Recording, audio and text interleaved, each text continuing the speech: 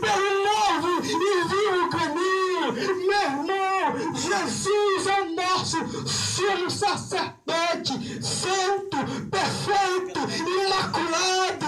Meu irmão, a Bíblia diz ainda que ele adentrou aos céus, está sentado à destra de Deus, intercede por mim e por você. Aí Hebreus capítulo 4, a partir do versículo 14, diz assim: olha, nós não temos um sumo sacerdote que não possa se compadecer de nós, mas nós temos um que, como nós, foi tentado em todas as coisas, mas sem pecado.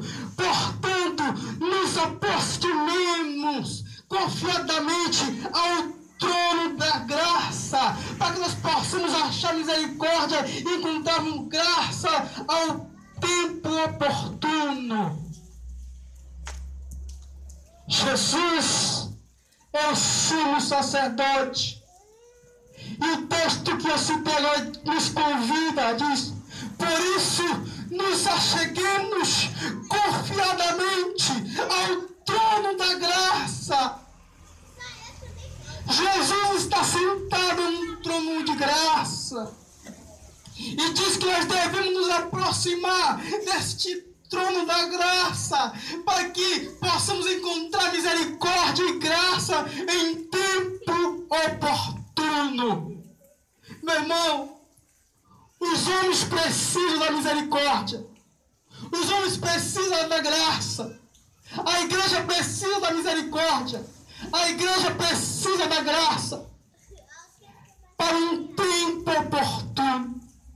Precisamos nos aproximar do trono da graça, porque a Bíblia diz também que haverá um trono de juiz, um trono de juízo.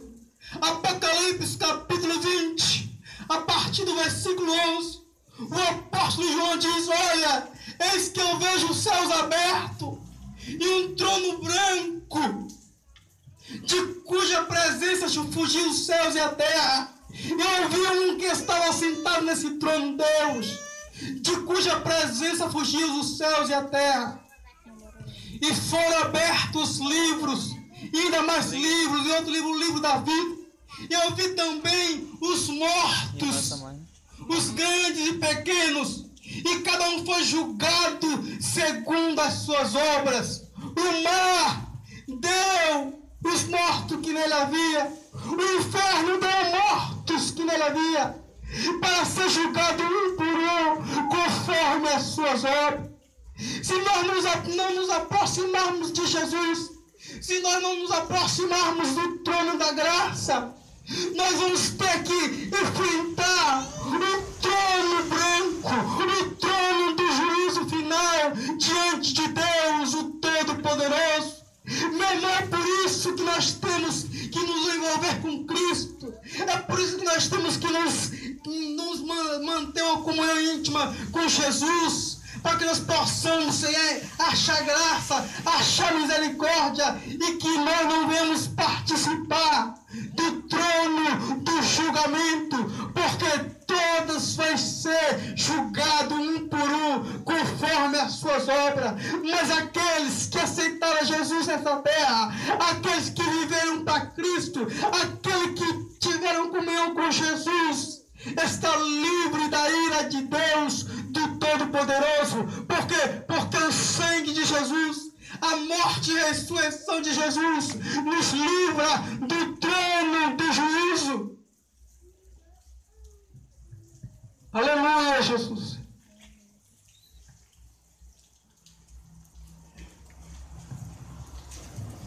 Eu prego como se fosse a minha última vez. E vocês também.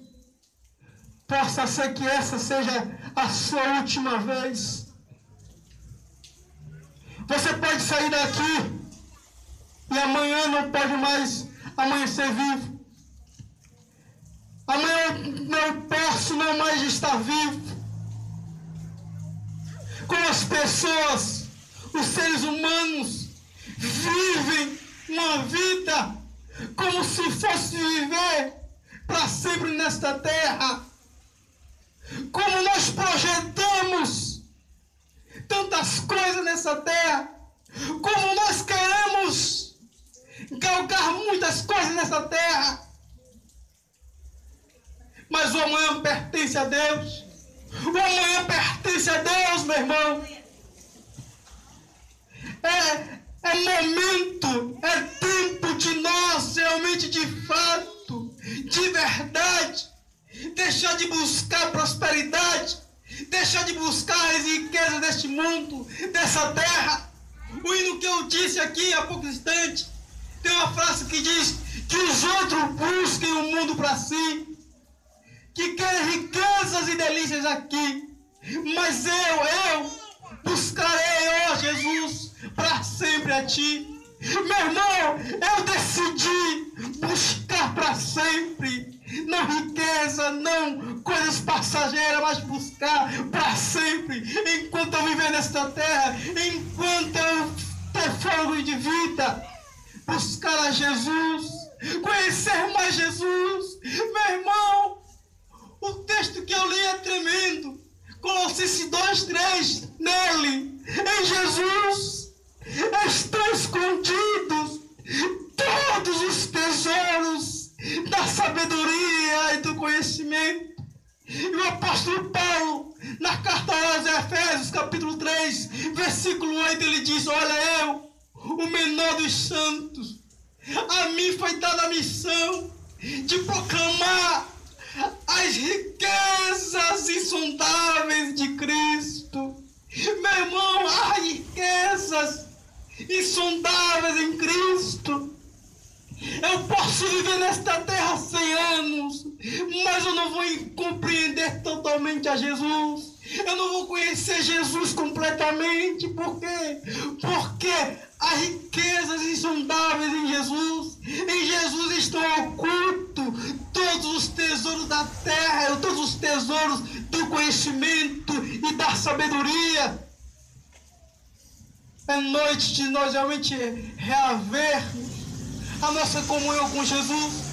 É noite de nós pararmos e analisar que tipo de cristianismo nós estamos vivendo. Se você vive o cristianismo de conquista, de busca, de prosperidade, de avanço, esse não é o cristianismo de Jesus. O apóstolo Paulo lhe diz: olha, ainda que um anjo desça do céu, ou eu mesmo vos pregue outro evangelho, vos pregue outro Cristo, seja anátema, seja maldito.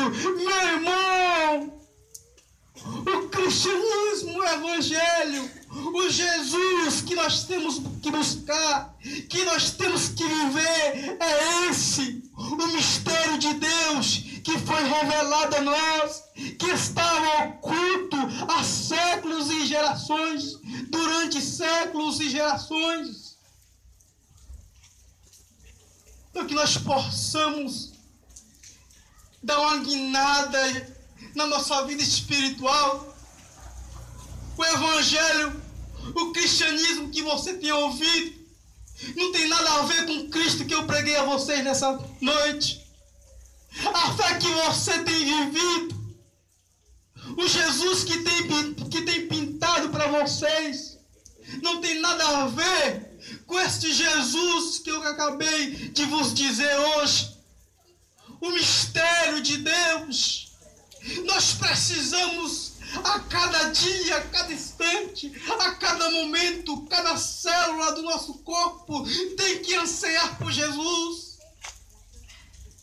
Eu não vejo as igrejas, eu não vejo cristãos com fome de Jesus, eu não vejo com sede de Jesus. Eu vejo sim, igreja, cristãos com fome de conquistar, com fome de avançar, com fome de querer o seu carro próprio, de querer a sua casa própria. Meu irmão, eu não tenho casa própria, eu não tenho carro, não tenho moto, não tenho bem algum, mas o maior bem que eu possuo nessa terra é Jesus Cristo. Você é feliz, você é alegre sem casa própria, sem carro, sem moto. Sou feliz, sou completo, por quê? Porque Ele é a fonte de água viva.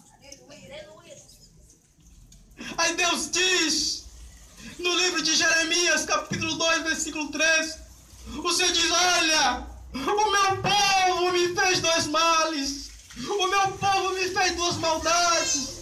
A mim me deixou um manancial de água viva e cavaram para si cisternas rotas que não pode conter água. Meu irmão, quando nós deixamos Cristo, quando nós buscamos a prosperidade, quando nós buscamos a riqueza deste mundo, quando nós buscamos as delícias desse mundo, nós deixamos o manancial de água viva que é Cristo Jesus e começamos a cavar cisternas rotas. A prosperidade é cisternas rotas, o carro próprio é cisternas rotas, os bens materiais é cisterna rota. Por quê? Porque não pode saciar a nossa fome de vida eterna, a nossa sede de vida eterna.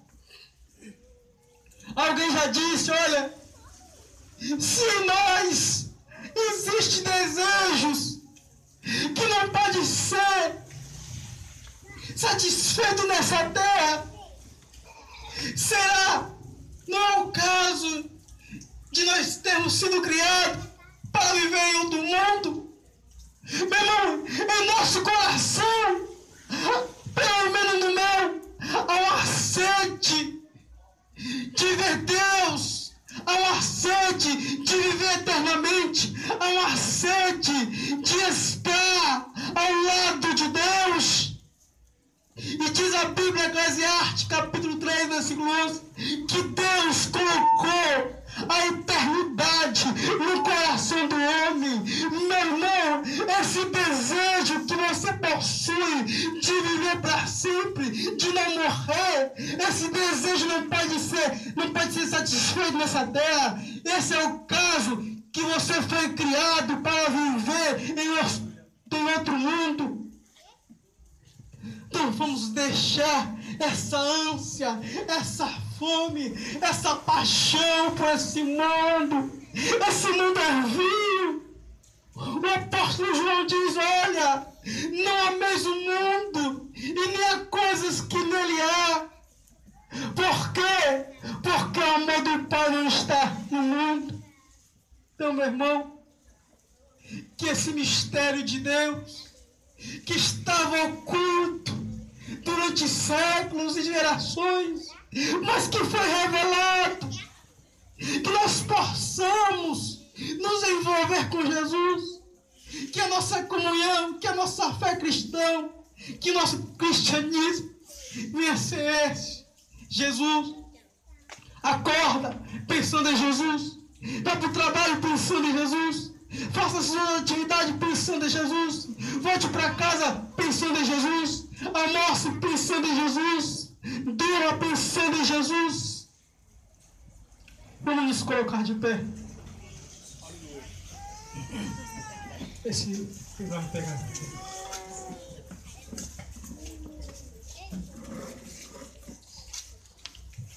Vamos orar.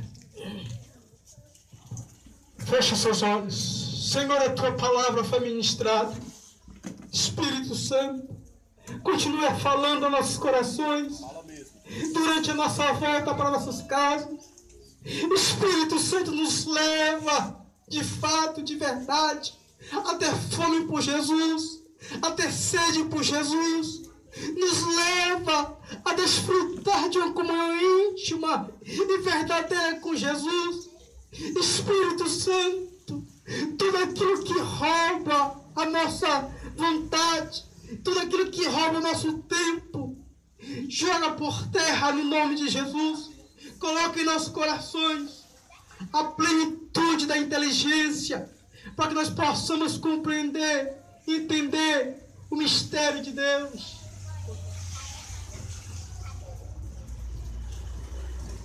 Assim, eu quero convidar a Marcela aqui para cantar o hino. Receba. Vou deixar na cruz. Receba. Desenrola o rolo. Pega ele.